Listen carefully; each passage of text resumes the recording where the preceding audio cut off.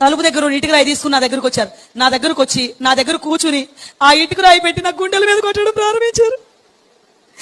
ఎప్పుడైతే ఇటుక రాయి పెట్టి గుండెల మీద కుదురుతున్నారో పైన చర్మం మొత్తం పగిలిపోయి రక్తం కారిపోతుంది. 10 దెబ్బల వరకు భయంకరమైన బాధ, తట్టుకోలేనంత బాధ. విపరీతంగా వచ్చేసి చర్మం అంతా పగిలిపోతుంది, రక్తం కారిపోతుంది. విరిగి ఎలా పడిపోతుందో అలా నేను బోర్లాగా పడిపోయాను.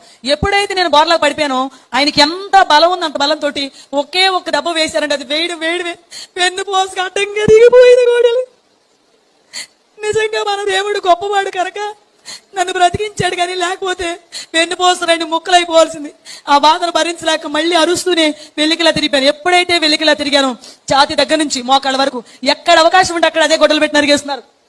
ఇటు అరుగుతుంటే అటు తిరుగుతున్నాను, అటు అరుగుతుంటే ఇటు తిరుగుతున్నాను. అనుకోకుండా ఒక గొడ్డలు దెబ్బ వచ్చి కరెక్ట్ గా నా ఎడమ వైపున ఉన్న మోకాల్లో దిగిపోయిందండి గొడ్డలు. ఎప్పుడైతే గొడ్డలు మోకాల్లో దిగింది ఇంకా భరించలేక